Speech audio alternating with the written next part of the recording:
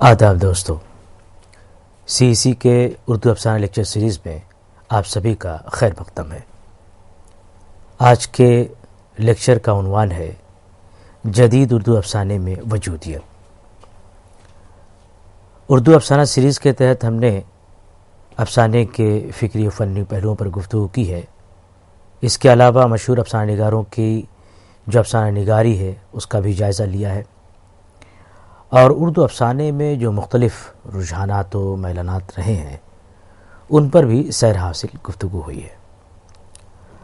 آج کا لیکچر جدید اردو افسانے میں وجودیت، اسی سلسلے کی اگلی کڑی ہے۔ آج کے لیکچر میں اردو افسانے میں وجودی فلسفے کے اثرات پر خصوصی بات چیت ہوگی۔ گزشتہ ایک دو لیکچر میں جدید افسانے کے حوالے سے گفتگو ہوئی ہے۔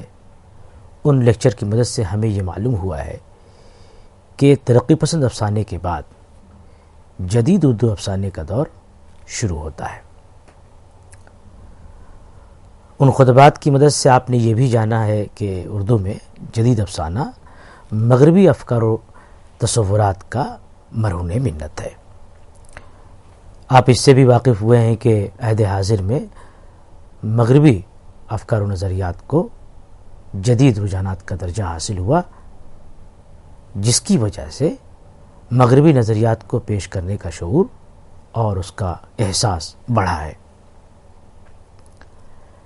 یورپ میں کہنا چاہیے کہ مختلف نظریات اور تصورات رائج رہے، جنہیں اردو میں جو پڑھا لکھا طبقہ تھا، جو ظاہر ہے کہ جو باہر رہ کر کے پڑھایا تھا یا جس نے انگریزی کی تعلیم حاصل کی تھی، اس نے انگریزی کے توسط سے عالمی ادبیات کا مطالعہ کیا تھا، تو اس نے ان نظریات کو یہاں اردو میں بھی پیش کرنا شروع کیا۔ یورپ کا ایک ایسا ہی نظریہ اور اہم فلسفہ تھا وجودیت کا فلسفہ، جسے انگریزی میں ایگزسٹنشیلزم کہتے ہیں۔ یہ ایک اہم نظریہ اور فلسفے کے طور پر یہ جو نظریہ تھا وجودیت کا، وہ خوب رائج رہا وہاں پر۔ تو جو اردو کے نئے لکھنے والے تھے، جو تعلیم یافتہ طبقہ تھا، اس نے اس کو نثر میں بھی داخل کیا۔ آپ نے اس سے پہلے دیکھا ہوگا کہ یورپ سے کارل مارکس کا جو نظریہ تھا اس نے پوری دھوم مچا دی تھی، اور اس کے اثرات ہمارے ادب پر بھی پڑے تھے۔ تو وہاں کیا تھا، جو اشتراکیت کا جو نظریہ تھا، جو تحریک تھی، اس نے جو ہے وہ انسان کی جو انفرادیت تھی اس کے مقابلے میں جو انسانی معاشرہ تھا، جو اجتماعی زندگی تھی، اس کو اہمیت دی تھی۔ تو ظاہر ہے کہ وہ ایک بہت قابل قدر نظریہ تھا، ایک خاص عہد میں اس کا بول بالا تھا، اور ہمارے ہاں کی جو ترقی پسند تحریک ہے اس سے بہت متاثر تھی۔ تو اس طرح کا ادب خلق ہوا تھا۔ تو اس میں یہ ہوا کہ بھائی ظاہر ہے کہ اجتماعیت کو تخلیق کے مرکز میں رکھا گیا، اور جو تخلیقی حیثیت تھی ہمارے شعراء کی، ہمارے افسانہ نگاروں کی، ان میں یہ چیز داخل ہوئی کہ انسان کو ایز اے ہول، ایک اینٹیٹی کے طور پر، یعنی پوری انسانیت کو، انسانی معاشرے کو رکھا گیا اور اس کے مسائل کو پیش کیا گیا۔ اس کے برعکس آپ دیکھیں کہ وجودیت میں بالکل ایک الگ چیز ہے۔ وہاں پر فرد کی ذات کو، اس کی صلاحیتوں کو سامنے رکھا جا رہا ہے۔ یہ جو اشتراکی فلسفہ تھا اس کی مخالفت میں ایک امریکی فلسفی کیرکیگارڈ نام کر کے وہ فلسفی ہے، جس نے ایک بہت اہم فلسفہ، یعنی جس کا ہم آج ذکر کر رہے ہیں وجودیت کا فلسفہ، اس نے دیا تھا۔ اس فلسفے کی روح سے آپ دیکھیں کہ جو فرد کی ذات ہے اور اس کا جو وجود ہے اس کو کافی اہم تسلیم کیا گیا تھا۔ اسی کو ہم وجودیت کے فلسفے کے نام سے جانتے ہیں، یا فلسفہ وجودیت، یا وجودی فلسفہ یہ کہہ سکتے ہیں۔ بعد میں جیسا کہ ہر نظریے کے ساتھ ہوتا ہے کہ کوئی اسے متعارف کراتا ہے، بعد میں کچھ لوگ اسے اس کو اور تقویت بخشتے ہیں۔ تو اسی طرح سے اس فلسفے کے ساتھ بھی یہ ہوا کہ کیرکیگارڈ نے تو اسے متعارف کرایا تھا اور اس کی حد بندی کی تھی، لیکن اس کے مختلف پہلوؤں کو مضبوط سے مضبوط تر کرنے کا جو کام ہے وہ کارل جاسیرز اور مارٹن کے نام ان کنٹریبیوٹرز میں آتے ہیں جنہوں نے اس تحریک، اس فلسفے کو اور مضبوطی عطا کی ہے۔ اور بھی لوگ ہیں، جیسے کہ یہ فلسفہ اپنے عروج کو تب پہنچتا ہے جب سارتر نے اس کی اہمیت کو محسوس کیا ہے، کیونکہ وہ صرف فلسفی نہیں تھا بلکہ وہ ادیب بھی تھا، تو اس نے اپنی تخلیقات میں اس نظریے اور فلسفے کو پیش کرنا شروع کیا۔ اس فلسفے کے فروغ اور اس کی اشاعت میں سارتر کی کوششوں کو دیکھتے ہوئے یہ کہنے میں کوئی تعامل نہیں کہ اس نے اس فلسفے کی جڑوں کو مضبوط سے مضبوط تر کرنے میں انتہائی اہم کردار ادا کیا تھا۔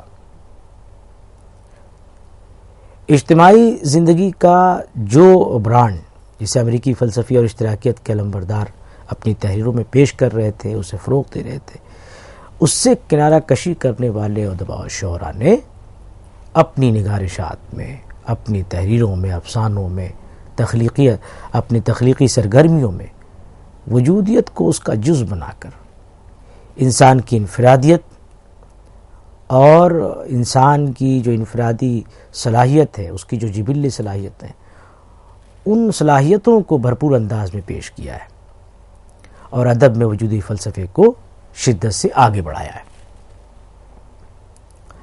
تو اس سے کیا ہوا کہ اردو کا جو پڑھا لکھا طبقہ تھا، جو افسانہ نگار تھے، جو شعراء تھے، ظاہر ہے کہ جب بھی کوئی یورپ میں کوئی تحریک سامنے آتی تھی، اس زمانے میں بھی، ابھی بھی ہم ان کی پیروی کرتے ہیں بہت ساری چیزوں میں، تو اسے ہم یہاں متعارف کراتے ہیں، اور کہنا چاہیے کہ اس سے ایک نیا پن بھی پیدا ہوتا ہے۔ صرف یہ نہیں ہے کہ بس کہنے کے لیے ہم نے کوئی چیز اس کا تتبع کر لیا، لیکن بہرحال یہ کہ یہاں کے مزاج کے حساب سے، یہاں کی جو بھی اصناف ہیں، ان اصناف کی جو تقاضے ہیں، ان کو ملحوظ رکھتے ہوئے جب بھی باہر کی چیزوں کو ہم نے اپنایا ہے تو اس میں ایک ترقی ہوئی ہے، اس میں اس کی شان بہت بڑھ گئی ہے۔ تو اس طرح سے آپ دیکھیں کہ یہاں میری کوشش یہ ہوگی کہ جو فلسفہ وجودیت ہے اس کی تفصیلات آپ کے سامنے رکھوں، اور اس کے بیان کے ساتھ ساتھ جو اس کے اثرات ہیں ان کا بھی جائزہ آپ کے سامنے پیش کر دوں۔ تو گویا یہ کہہ سکتے ہیں کہ جو یہ لیکچر ہے، فلسفہ وجودیت کا جو لیکچر ہے، اس کا مقصد یہ ہے کہ آپ وجودیت کے عوامل محرکات کو پہچان لیں، اس کی اساس کو سمجھ لیں، ساتھ ہی آپ یہ بھی دیکھ لیں کہ اردو افسانے پر اس کے کیا کیا مثبت اور کیا منفی اثرات مرتب ہوئے ہیں، اور یہ کہ اس فلسفے، اس تحریک اور نظریے کے بڑھتے جانے کے کیا کیا امکانات ہیں۔ تو اختصار سے کہیں تو یہ لیکچر وجودیت کی تفہیم میں آپ کے لیے کافی معاون ثابت ہو سکتا ہے۔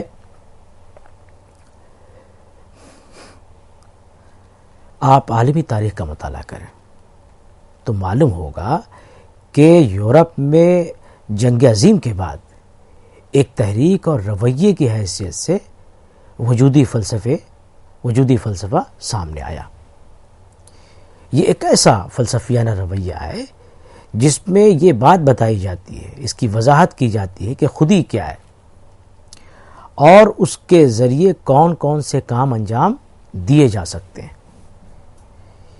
یہ فلسفہ، یہ تحریک، یہ نظریہ ہر آدمی سے اس کے فیصلوں اور مقاصد کے علاوہ اس کے وجود کی نوعیت کے بارے میں سوال قائم کرتا ہے۔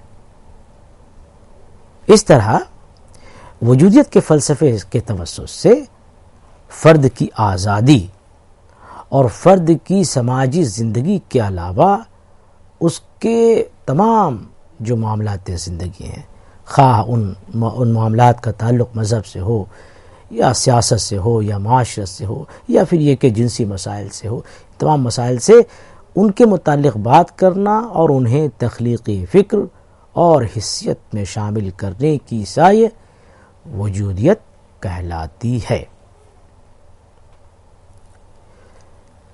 اس فلسفے کا جو پیش کرنے والا تھا سورن کیرکگارڈ، اس نے اس فلسفے کو یعنی وجودیت کو خود آگہی کی تحریک کا درجہ دیا، جس کے ذریعے ذخیرہ الفاظ بڑھانے کے لیے انگنت نئی اصطلاحات کی وضاحت کی گئی۔ اس کے پیش نگاہ ایک ایسا سماج تھا جو اصولوں کی پیروی میں خود کو اقلیت پسندی میں پامال کر رہا تھا۔ وجودیت سے منسلک مفکرین نے اپنی باتوں کی تشہیر کے لیے، اپنے افکار کی تشہیر و تبلیغ کے لیے فلسفیانہ مباحث سے زیادہ کن چیزوں پر دھیان دیا، کن چیزوں سے کام لیا؟ انہوں نے نظمیں لکھی، انہوں نے ڈرامے لکھے، انہوں نے ناول لکھے، گویا ایک طرح سے نثری اور شعری دونوں اصناف سے کام لیتے ہوئے اپنے خیالات کو، اپنے افکار کو اس میں پیش کیا ہے۔ اسی لیے ادب کی دنیا میں اس فلسفے کو، جسے وہ تحریک قرار دیتے ہیں، کافی اہمیت حاصل ہے، کیونکہ اس تحریک سے وابستہ، اس فلسفے سے وابستہ جو مفکرین ہیں، جو دانشور ہیں، انہوں نے بھی نظم، ڈرامہ، ناول، ان تمام اصناف کا، نثری اور شعری اصناف کا سہارا لیا ہے۔ اب یہاں ایک بات اور سمجھنے کی ہے کہ وجودیت کے دو رنگ ہیں۔ ایک تو آپ نے یہ سمجھ لیا کہ وجودیت سے ہم کہنا کیا چاہ رہے ہیں، ٹھیک ہے۔ اب دوسری یہ چیز ہے کہ وجودیت کے بھی دو رنگ ہیں۔ ایک تو یہ کہ ایک رنگ اس کا مذہب سے متعلق ہے، جس کے علمبردار سورن کیرکیگارڈ ہیں، اور ایک دوسرا رنگ ہے وجودیت کا، وہ ہے لادینی کا، لامذہبیت کا، جس کی نمائندگی سارتر کرتا ہے۔ لیکن پھر بھی آپ یہ دیکھیں کہ یہ جو لادینی فلسفی گروہ ہے، یعنی جس کی نمائندگی سارتر کر رہا ہے، وہ بھی سماجی اور اخلاقی قدروں کی اہمیت کو مانتا ہے۔ اس فلسفے کی بنیاد اس اصول پر قائم ہے کہ وجود جوہر پر مقدم ہے۔ اب اس کو سمجھیے، وجود جوہر پر مقدم ہے، یعنی کہ میں ہوں، یعنی میرا وجود ہے، اس لیے میں سوچتا ہوں۔ تو شعور جو ہے وہ بعد میں ہے، پہلے آدمی کا یعنی مادہ ہے۔ مادہ اور شعور جو بحث ہے اس میں یعنی اس فلسفے کے تحت بھی یہ بات آتی ہے کہ پہلے آدمی کا وجود ہے یعنی مادہ ہے، پھر اس کے بعد وہ سوچتا ہے، وہ شعور یعنی جو عقل میں بات آتی ہے، جو آپ یعنی اس کا اسٹیج دوسرا ہے۔ تو گویا مادہ پہلے آتا ہے، بعد میں شعور آتا ہے۔ تو سارتر کا کہنا ہے کہ انسان پہلے وجود میں آیا، پھر اس نے اپنے جوہر کا انتخاب یا اپنے خواص کا کسب کیا ہے۔ تو انسان کا انفرادی وجود ہی اہم ترین چیز ہے۔ جبر و قدر کے سلسلے میں دیکھیں کہ وجودی جو فلسفی ہیں اور جو دانشور ہیں، وہ قدر کے قائل ہیں۔ وہ کیا کہتے ہیں؟ وہ یہ کہتے ہیں کہ انسان جو ہے اپنے ارادے میں آزاد ہے، خود مختار ہے، یعنی وہ محتاج نہیں ہے، وہ ہیلپ لیس نہیں ہے، اس کے پاس ول ہے، وہ کہنا چاہیے کہ وہ خود مختار ہے، وہ جس چیز کا ارادہ کرے وہ کر سکتا ہے۔ سورن کیرکیگارڈ کے نزدیک انسان کا جو بنیادی مسئلہ ہے وہ یہ ہے کہ فرد جو اکیلا ہے، تنہا ہے بحیثیت انسان، وہ کیسے جی سکتا ہے اور کس طرح اپنی انفرادیت کا تحفظ کرتے ہوئے اپنی جو اس کی جو جبلی صلاحیتیں ہیں، ان صلاحیتوں کو پروان چڑھا سکتا ہے، ان کی تکمیل کر سکتا ہے۔ تکمیل ذات کی کوشش میں اسے خدا آگہی کی جو کربناک منزل ہے، اس منزل سے گزرنا پڑتا ہے۔ وجودیت کے جو لادینی گروہ ہے، جس کی نمائندگی سارتر کرتا ہے، انہوں نے جو تخلیقات پیش کی ہیں، ان میں آپ دیکھیں کہ تشویش ہے، حزن ہے، تنہائی ہے، بے چارگی ہے، اور بے کسی کا وجود، بہت بے کسی ہے۔ اس کا جو احساس ملتا ہے، یہ جو ساری چیزیں میں نے بتائیں، ان کے خاص معنی ہے۔ وہ انسان تنہائی گزیدہ ہے، یعنی جو لادینی گروہ ہے وجودیت کا، اس نے اپنی تخلیقات میں جس انسان کو پیش کیا ہے وہ تنہائی کا ستایا ہوا ہے، وہ کسی ایسی برتر ہستی کا قائل نہیں جو اس کے لیے کسی مسئلے کا فیصلہ کر سکے یا تذبذب کی حالت میں دو حالتوں میں سے کسی ایک کو منتخب کرنے میں معاون ثابت ہو سکے۔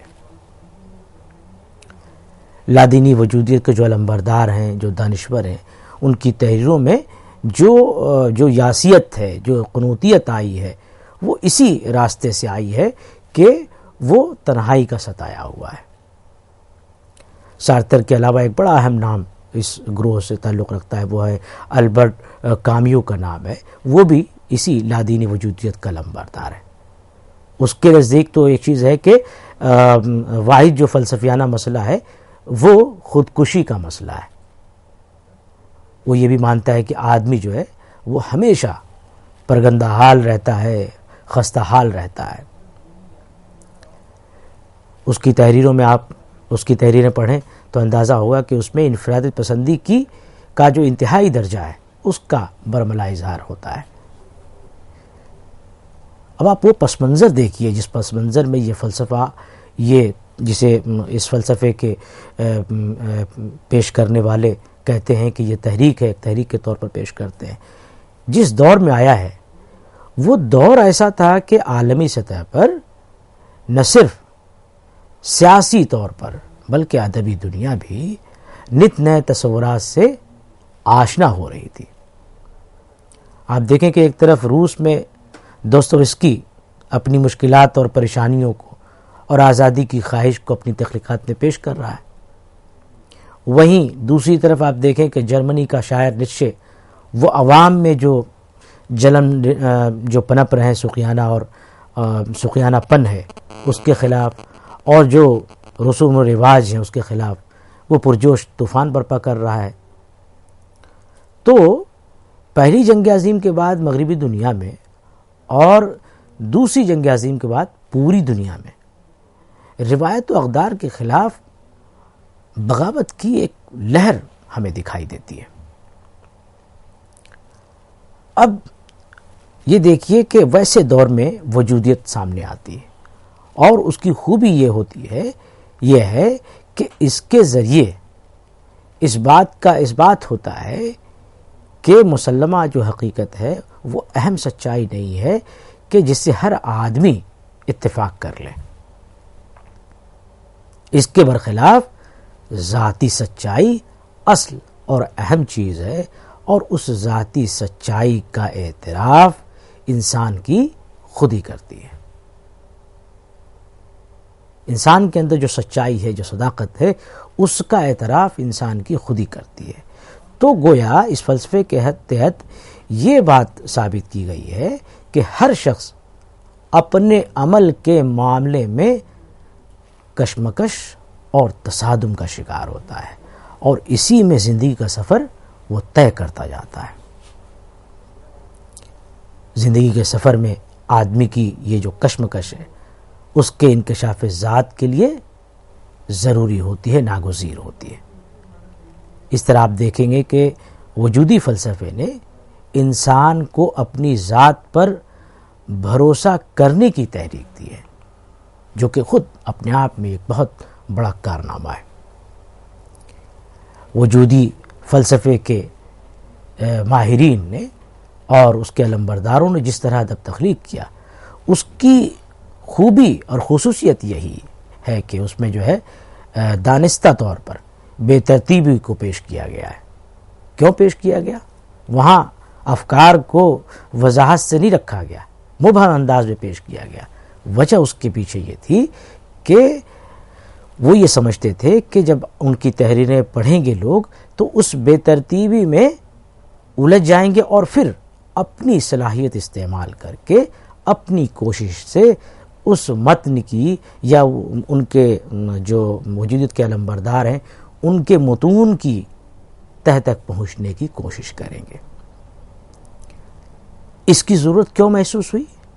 وہ اس لیے محسوس ہوئی کیونکہ کمیونزم کے تحت ملک اور قوم کی ترقی کا سیدھا جو تعلق تھا وہ حکومت اور اس کے اہلکاروں کی جو کاوشیں اور ان کی کوششیں تھیں ان پر تھا، یعنی وہ جو اقدامات کر رہے تھے ان سے متعلق تھا.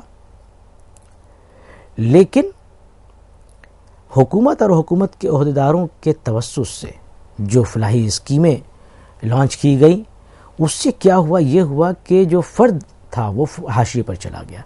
حالانکہ جو ساری تگ و دو تھی حکومت کی بھی وہ یہ تھی کہ فرد کی زندگی کو منظم کرنے کے مقصد سے تھی، لیکن وہ فرد حاشیے پر چلا گیا اس لیے کہ فرد کی خودی اور وجود کے مٹ جانے کا اندیشہ. جب وہ فرد حاشیے پہ گیا تو اندیشہ فطری طور پر اس بات کا آیا کہ اس کی جو خودی ہے اس کو خطرہ ہے، اس کا جو وجود ہے اس کو خطرہ ہے. یعنی جو اس کی جبلی صلاحیتیں تھیں اس کی ذات پر فوکس نہ کر کے جب اجتماعیت کی طرف حکومت نے دیکھا، جب کمیونزم کے تحت، تو فرد کی چونکہ وہاں اجتماعیت کو نگاہ میں رکھ کر کے ساری چیزیں طے کی گئی تھی تو بحیثیت فرد اس نے اپنے آپ کو تنہا محسوس کیا. یہ وہ حالات تھے جب دانشوروں اور فلسفیوں نے فرد کی ذات کو اہمیت دیتے ہوئے اسے انتظام و انصرام کے مرکز میں رکھا. افراد کی جبلی صلاحیتوں کو بروئے کار لاتے ہوئے ان میں اعتماد بحال کرنا، ان کی انکلوسیو ڈیولپمنٹ یعنی ان کی ہم جہت ترقی کے لیے بہت ضروری تھا. اس انفرادیت اور انفرادی ترقی کے معاملے میں انسان خود اپنی حد متعین کرنے کا علمبردار ہے. وہ اپنی مرضی کے مطابق زندگی گزارتے ہوئے ذاتی اور اصلی سچائی حاصل کرنے کی طرف رجوع ہو جائے تو اسی سے فلسفہ وجودیت کا فروغ ہوتا ہے، اس کی تشہیر ہوتی ہے اور اس کو تقویت بھی ملتی ہے. اب اس فلسفے کے فروغ کے اسباب کا پتہ لگائیں تو معلوم ہوگا کہ اس کے توسط سے ہر آدمی کے فیصلے اور اس کے مقاصد کے علاوہ اس کے وجود کی نوعیت کو حاصل کرنے کا موقع فراہم تھا. گویا اپنی پوری شخصیت اور اس کی جبلی صلاحیتوں کے دریافت کا نام وجودیت تھا. یہاں ایک بات کی وضاحت کی ضرورت ہے، وہ یہ کہ جو مشرق اور مغرب میں، جیسا کہ میں نے بتایا کہ مغرب سے یہ تصور ہمارے ہاں آیا، لیکن اب ان دونوں میں جو تصور ہے یعنی کہ وجودیت کا، ان میں فرق ہے. اب یہاں پر اس فرق کو بھی سمجھنا ہوگا تاکہ ہم بہتر طور پر اس کی تفہیم کر سکیں. وجودیت بحیثیت فلسفہ ایک اہم رویہ ہے جو مغرب میں رائج تھا اس زمانے میں اور وہاں سے دنیا بھر میں پھیلا تھا. دوسری جانب وجودیت کو دنیا میں پیدا ہونے والے ہر شخص کی کوشش اور جستجو سے جوڑ کر دیکھا جا سکتا ہے. یعنی دو پہلو ہیں، ایک تو یہ کہ ایک اہم فلسفیانہ رویہ ہے، ایک تحریک ہے، اور دوسرے یہ کہ جو آدمی پیدا ہو رہا ہے اس کے وجود کی کوشش اور اس کی جستجو سے اس کو جوڑ کر کے دیکھا جائے. دوسری جو مخلوقات ہیں روئے زمین پر، ان کے مقابلے میں انسان ذہن و عقل، عمل و رد عمل کے علاوہ اور بھی دیگر خوبیوں اور اوصاف سے آراستہ ہے. اس کی وجہ سے دنیا کی مخلوقات میں اس کی اہمیت مسلم ہے. دیگر امتیازات سے آپ اگر قطع نظر کریں، اس انسان کا ایک امتیاز یہ بھی نظر آئے گا آپ کو کہ وہ دیگر موجودات کے مقابلے میں احساس کی دولت سے سرفراز ہے. ایشیائی ممالک میں مختلف مذاہب ہیں، بے شمار مذاہب ہیں، اور ان پر ایمان رکھنے والے نہ صرف اصولوں کی تعلیم سے فیضیاب ہوتے ہیں جو مذاہب کی تعلیم ہے، ان کے اصول ہیں، بلکہ اپنے وجود کے لیے آپ دیکھیں کہ خدا اور رسول کے احکامات کی پیروی کرتے ہیں. یہ خوبیاں کسی وجود میں نکھار پیدا کرتی ہیں. تو ایشیائی لوگوں میں اگر صرف اردو افسانے کے حوالے سے بات کریں تو وجودیت اس بات میں ہے کہ انسان اپنی زندگی کو اپنی مرضی کے مطابق گزارنے کے بجائے خدا اور رسول کے احکامات کی پیروی کر کے گزارے. اس کے برخلاف جو مغرب میں وجودیت ہے اس میں کیا ہے؟ اس میں شخصیت کی آزادی اور معروضی حقیقت کے بجائے ذاتی اور عصری سچائی کا درس دیا جاتا ہے، جس سے یہ صاف ہو جاتا ہے کہ یورپی وجودیت مشرقی انداز کا نہیں ہے. مغرب کی آزادانہ روش کو اس میں بڑا دخل ہے. مغرب کا مزاج اور ہے، مشرق کا مزاج اور ہے. اس چیز کو سمجھنا پڑے گا آپ کو. فلسفہ سیم ہے لیکن فلسفے کی نوعیت مختلف علاقوں میں مختلف طرح کی ہو جاتی ہے. جب اسے ہم نے اپنایا ہے تو بالکل الگ طرح کا اپنایا ہے. مغربی وجودیت کا فلسفہ یہی ہے کہ خدا، قدرت اور رسول کے وجود کو تسلیم کیے بنا انسان خود سچائی اور صداقت کی جانب راغب ہو اور اپنی ذات کی سجبلی صلاحیتوں کو خود دریافت کرتے ہوئے وجودیت کا ثبوت دے. اس کے برخلاف مشرق میں ہے کہ مشرق میں فرد کی کوششوں اور اس کی حقیقتوں کی دریافت اور جستجو کا سرا اس کی صلاحیتوں کے ساتھ ساتھ خدا، قدرت اور رسول کے احکامات کے تتبع میں پنہا ہے. جبکہ مغربی وجودیت یہ ہے کہ ان چیزوں کو مانے بغیر، یعنی ان کو بائی پاس کرتے ہوئے اور ان کے وجود کو تسلیم کیے بغیر اپنی ذات کی طرف سے کی جانے والی کوششوں اور اس کے نتیجے میں حاصل شدہ چیزوں کو اس کا ماحصل سمجھنا وجودیت ہے، اور یہ مغربی وجودیت ہے.